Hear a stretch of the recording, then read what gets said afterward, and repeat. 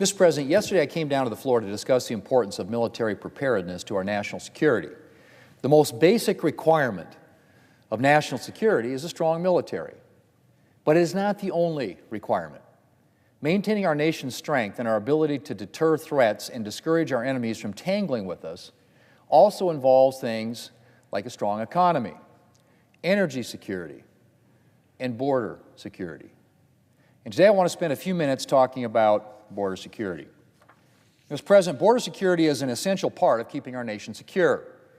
Porous borders are an invitation to criminals, terrorists, and other dangerous individuals.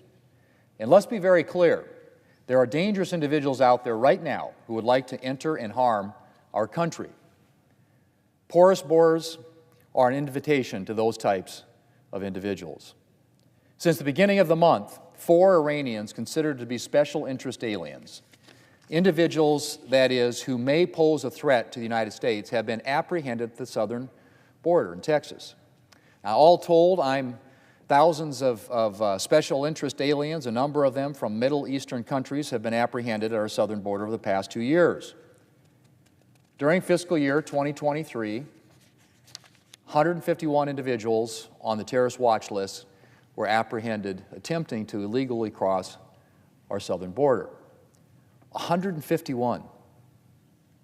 As a result, or I should say, as a recent news story noted, and I quote, "That figure is more than the total of the previous 6 years combined," end quote.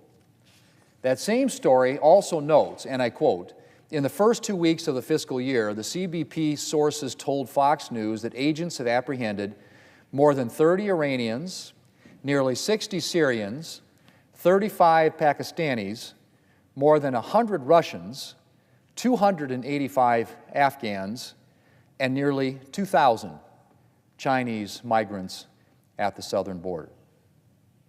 More than 30 Iranians, nearly 60 Syrians, 35 Pakistanis, more than 100 Russians, 285 Afghans, and nearly 2,000 Chinese migrants at the southern border. Now, Mr. President, it's likely that many of those individuals were simply in search of the promise the United States offers of a better life. But it is also entirely possible that some of these individuals, some of them from intensely hostile countries like Iran, had more malign intentions. And Mr. President, while Customs and Border Protection apprehended the individuals I've mentioned so far, it is not only possible, but likely, that similarly concerning individuals have entered our country undetected.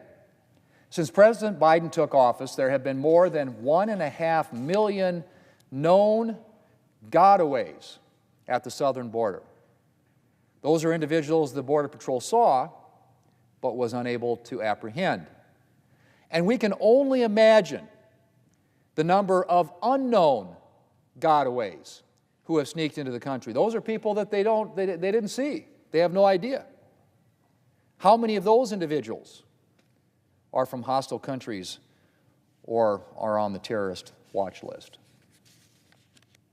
Or members of cartels that target literally every state in the Union and are fueling the fentanyl epidemic?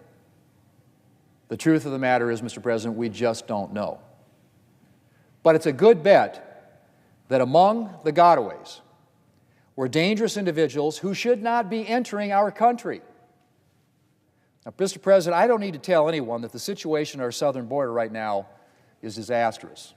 All signs point to fiscal year 2023 being the 3rd record-breaking year of attempted illegal crossings at the southern border under the Biden administration's watch.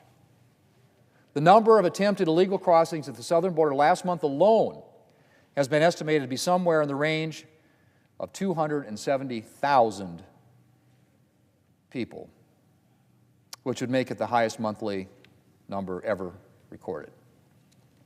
Customs and Border Protection is overstretched, to put it mildly, and has been for pretty much the entirety of the Biden administration.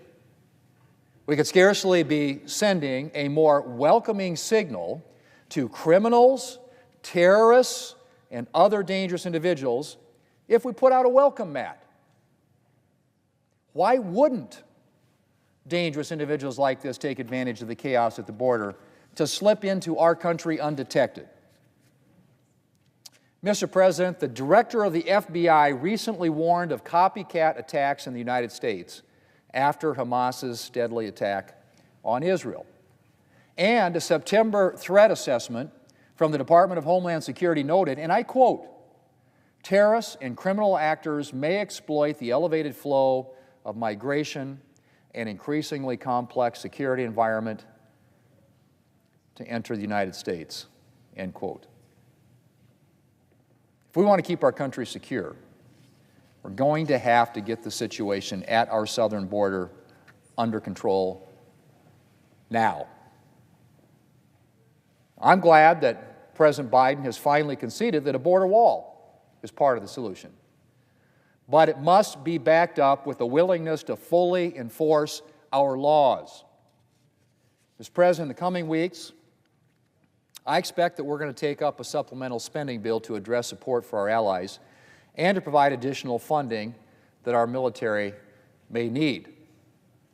I hope and will work to ensure that that legislation also includes measures to help secure our southern border. I've said it before, and I'll say it again. If we don't get national security right, the rest is conversation. And securing our border is an indispensable part of national security.